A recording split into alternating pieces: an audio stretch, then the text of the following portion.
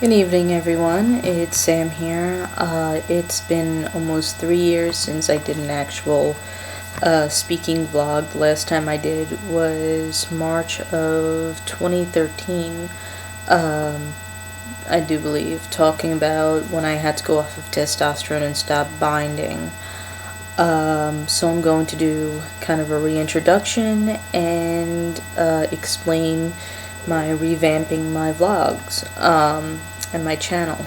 For those who've actually been watching, I've done a few musical covers, and I've been thinking about really getting into vlogging, and I decided to try and see what that's like. So, I'm Sam. I am living in New York City, and it is currently really cold here. I'm currently not on testosterone or binding, but I'm hoping for top surgery this year. Sorry, I'm exhausted. Since my insurance will now cover it, which is really exciting. But my health comes first. So what I want to do with this vlog is a couple of things. I want to vlog some everyday events, as well as talk about a few things that are really near and dear to me. Judaism. I'm Jewish, so that's very important to me, and my journey into discovering my place as a Jewish man. I also want to talk about some historical stuff here and there whenever I get a chance to.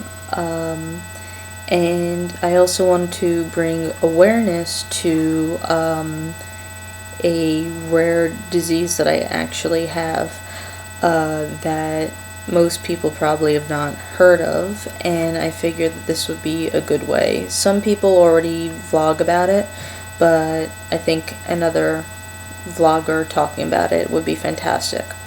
So, just to give an overview of what that is, it's called pseudotumor cerebri. It could also be called intracranial hypertension, but I like the term pseudotumor cerebri because I feel that it explains it the best. So what PTC is basically, we don't know why in most cases, like in mine. There's no real answer for it, real explanation.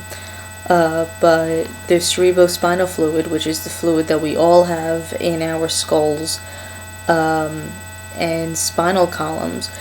There's an overproduction of it, and for some reason it does not drain properly out of the skull. So it creates what's called intracranial pressure, and the first part of the name pseudotumor comes from the fact that it mimics a brain tumor. You get all of the symptoms of a brain tumor without an actual mass. So that could be everything from severe pain, painful headaches, which I do get, balance issues, vertigo, problems with word retrieval, speaking, slurring, seizures, which I also get. We're not quite sure if it's that or if I've developed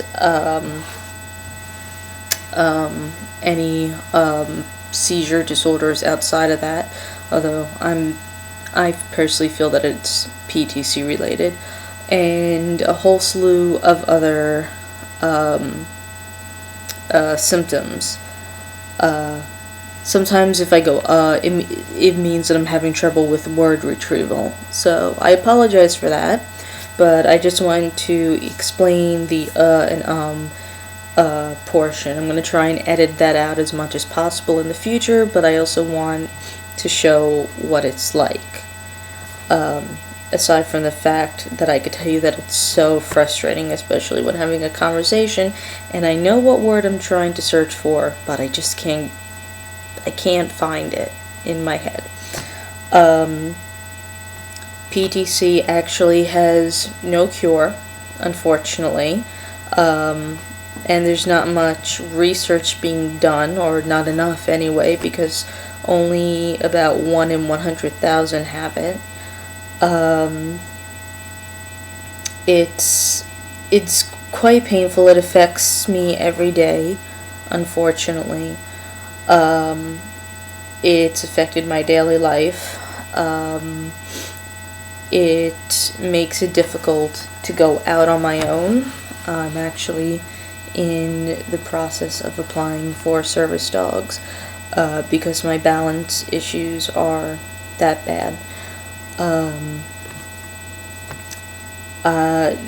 What can be done when having PTC?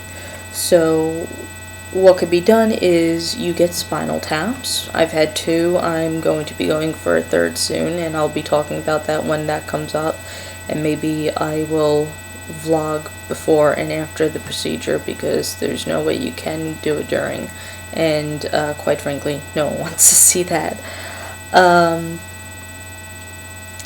Spinal taps really only provide short bursts of relief. It's removing some of the cerebral spinal fluid, and they also do it to definitely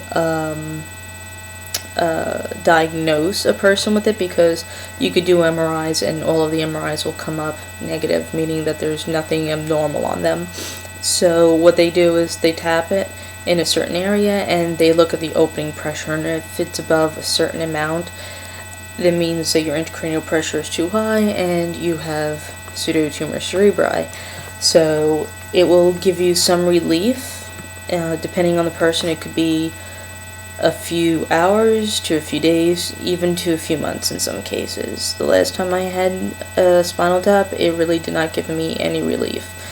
And that's really only a temporary fix, and as far as I'm aware of, within a few hours, the CSF just basically replenishes itself.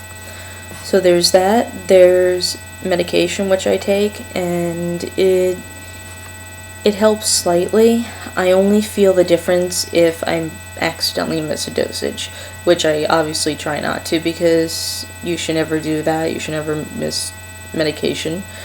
If you could help it, but if for some reason I do, I feel worse, but it certainly does make me feel better.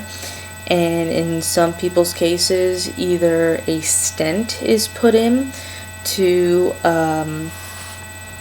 into one of the ventricles in the brain, or a shunt is placed in the brain to kind of drain the excess CSF, and it's emptied out either into the abdominal cavity, where it's just reabsorbed into the body, or down along the spine, again, where it's reabsorbed into the body. It really depends.